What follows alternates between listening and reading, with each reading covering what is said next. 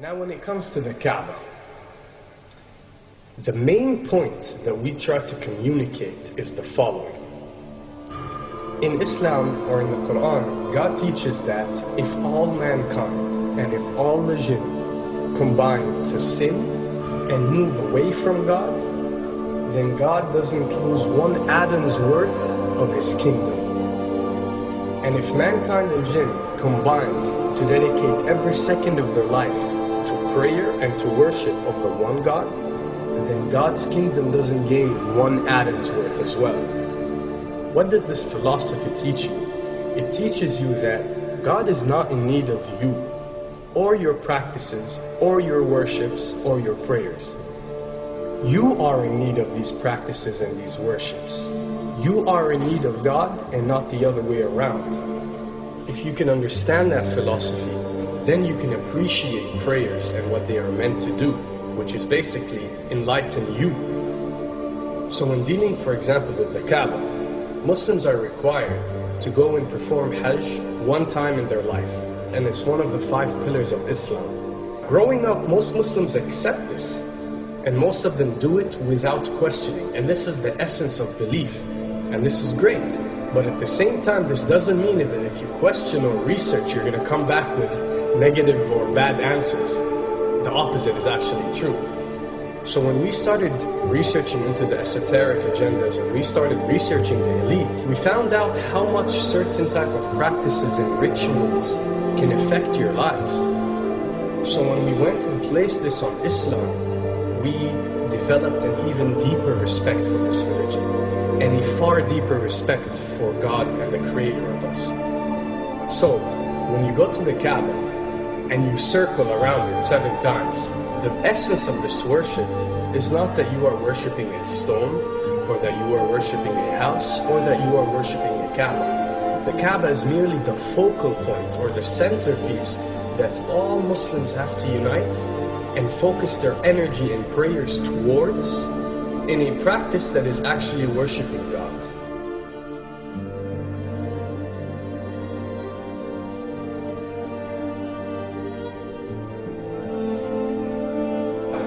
Now, going in circles counterclockwise does not break you away from time and space. But the fact that the energy of the Kaaba is the strongest energy on earth and it flows counterclockwise, by you flowing in correlation with this energy, you are uplifting yourself. You are reaching spiritual levels that you rarely do experience anywhere else on earth. And the fact that you got to do it 7 times, and we are taught that there are 7 skies or 7 samawat or 7 spiritual planes, then one can discover that each circle breaks you through a spiritual plane spiritually, so you can reach the ultimate state of wisdom and spirituality. Does this mean that only Muslims can reach this level? Does this mean that if you're not Muslim you give up or you reject this information? Not at all. In essence, any one of you, regardless of what your faith is, if you are dedicating your worship and your journey to the one and only Creator and not anything created, then you are on a righteous path.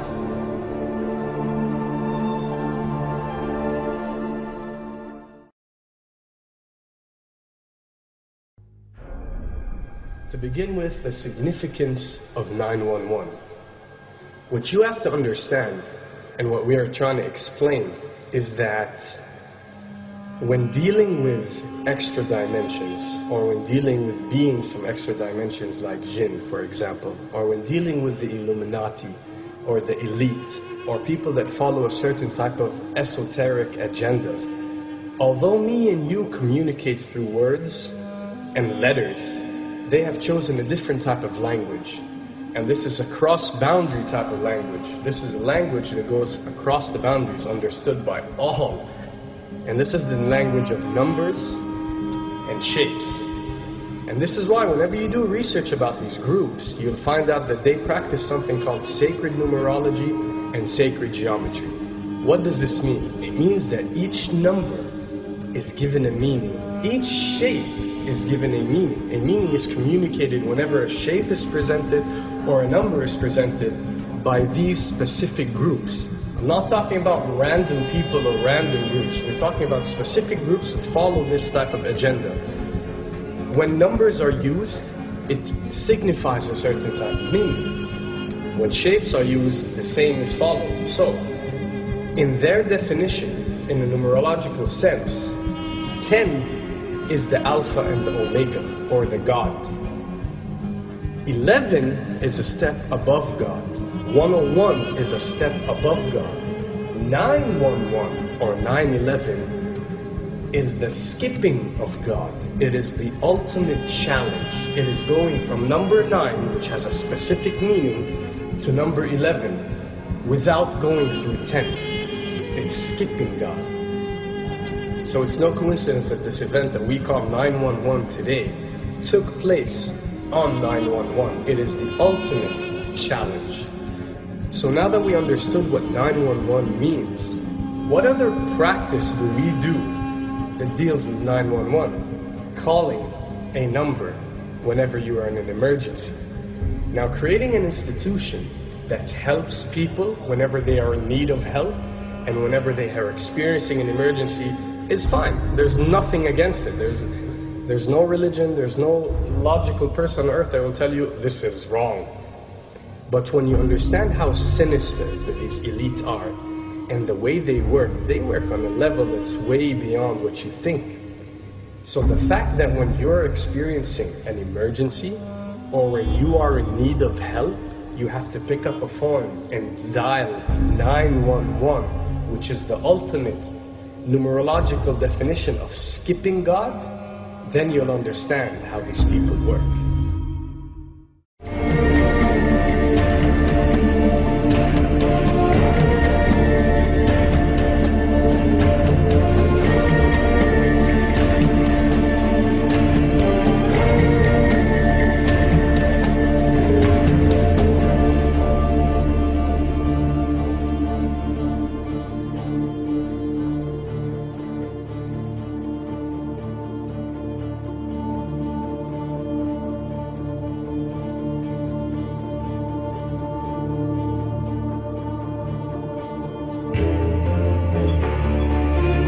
And when dealing with rituals, you recognize that everything adds up. For something to be a ritual, everything has to be in place, everything has to be perfect. And my advice is, if you want to recognize that something is satanic, it has to add up in all sense. The numbers have to add up, the shapes have to add up, the event has to add up, it has to have one general meaning. The pieces of the puzzle fit perfectly. That's when you recognize when something is ritualistic or satanic.